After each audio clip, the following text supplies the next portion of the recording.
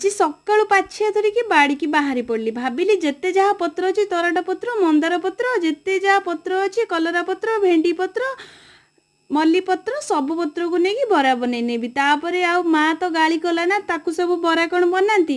ତାପରେ ଗୋଟେ ଖଡ଼ା ଗଛ ଉପାଡ଼ି ଆଣିଲି, ତାକୁ ପତ୍ର ସବୁ ଛଡ଼େଇକି ରଖିଥିଲି। ଏପଟେ ଚାଉଳ କିଛି ଭିଜେଇକି ରଖିଥିଲି। ଚାଉଳକୁ ବାହାର କରିନେଲି, ସେଥିରେ ପିଆଜ, ରସୁଣ ଆଉ ସୋରିଷ କିଛି ଆଉ ଶୁଖିଲା ଲଙ୍କା ପକାଇ ତାକୁ ଭଲ ଭାବେ ଗ୍ରାଇଣ୍ଡ କରିନେଲି।